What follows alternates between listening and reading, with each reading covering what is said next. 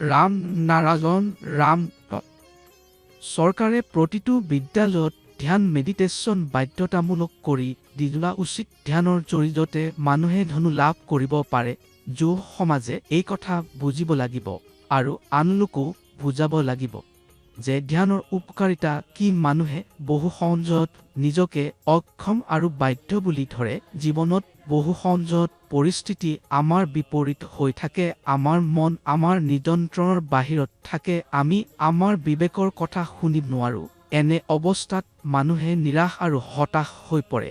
এই দৰে অৱস্থাত ধ্যান কৰাটো অতি সহায়ক হৈ পৰে। ধ্যানৰ জৰিয়তে আপুনি নিজৰ মন বিবেক আৰু অন্তৰ আত্মাক শক্তি প্ৰদান কৰে। এইবোৰক নিয়ন্ত্ৰণৰ অধীন কৰাত সক্ষম হয়। সেইকাৰণে সকলো মানুহে ধ্যান কৰাটো উচিত। যেতিয়া আপোনাৰ মন আৰু বিবেক নিয়ন্ত্ৰিত থাকিব তেতিয়া সৃষ্টি আপোনাৰ পৰা কেৱল ভাল কামেই কৰাব আৰু এইটোহে আপোনাৰ ধৰ্ম হ'ব। ধ্যান এক ধৰণৰ শব্দ শক্তি চাউণ্ড এনাৰ্জি যি আমাৰ দেহত থকা 50,000 কোটি আত্মাক শক্তি প্ৰদান কৰে। ইয়াৰ ফলত আমাৰ দেহ শক্তিশালী হয়, জীৱন লাভ কৰে, চিন্তা আৰু বুজাৰ ক্ষমতা বৃদ্ধি পায়। এতিয়া বহুতে জানিব বিচাৰিব যে এই শব্দ শক্তি ক'ৰ পৰা আহে। এই শব্দ শক্তি আহে প্ৰকৃতিৰ পৰা। সেইবাবে প্ৰকৃতিক এই সৃষ্টি আকাশ আৰু ব্ৰহ্মাণ্ড এইবোৰহে সকলো এইবোৰে আমাক জীৱন দিজুৰে আমাক কৰ্ম কৰা যায়। ধ্যান কৰাৰ সময়ত মাত্ৰ এটা ঠাইত শান্তিতে বহি ৰাম নাৰায়ণ ৰাম নাম জপ কৰি থাকক আৰু মনোযোগ কেন্দ্ৰিত ৰাখক। ৰাম নাৰায়ণ ৰাম নামৰ আটাইতকৈ উৎকৃষ্ট কথা হৈছে যেতিয়া আপুনি এই নাম জপ কৰিবলৈ আৰম্ভ কৰে তেতিয়া আৰম্ভণিত মনত ৰাখিব লগা হয় যে জপ কৰিব লাগিব, কিন্তু অলপ সময়ৰ পাছত এইটো আপোনাৰ শ্বাস প্ৰশ্বাসৰ সৈতে একত্ৰিত হৈ পৰে।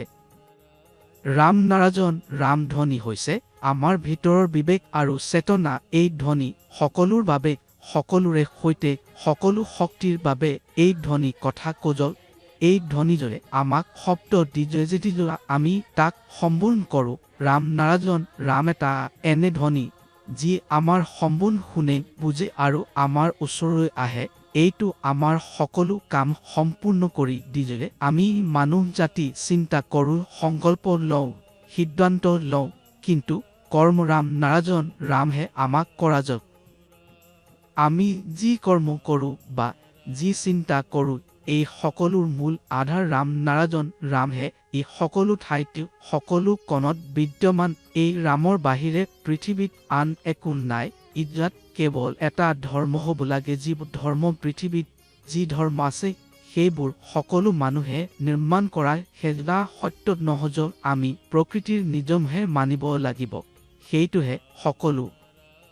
আজি আমি সকলো মানুহ বিভ্ৰান্ত হৈ পৰিছোঁ। আমি ক'ৰ পৰা আহিছোঁ, ক'লৈ যাব, জীৱনত কি কৰিব, জীৱনৰ উদ্দেশ্য কি, এই সকলো কথা একেবাৰে হেৰাই গৈছে। আজি আমি নিজৰ ওপৰত মনোযোগ দিব পৰা নাই। আমি নিশ্চিত কৰিব পৰা নাই যে জীৱনত কি কৰিব লাগে। সেইকাৰণে সকলো অসাৰ কথাৰ পৰা মন আঁতৰাওক আৰু কেৱল নিজৰ বিবেকৰ কথা শুনক আৰু ধ্যান কৰক। আমাৰ মহাগুৰুজীজৰে দিজোৱা 20 মন্ত্ৰ ৰাম নাৰায়ণ ৰাম সকলোকে জীৱন দিজৰে। যিমান বেছি আমি এই 20 মন্ত্ৰ জপ কৰোঁ তিমানেই আমাৰ ভিতৰৰ বিবেকৰ জন্ম হয়। কেৱল এই 20 মন্ত্ৰটো নিজৰ জীৱনত অন্তৰ্ভুক্ত কৰক আৰু আশ্চৰ্য দেখক। নিজৰ মন জাগ্ৰত কৰক আৰু শক্তি লাভ কৰক। ৰাম নাৰায়ণ ৰাম আপোনাৰ ভিতৰতেই আছে, মাত্ৰ ইয়াৰ স্মৰণ কৰি থাকক।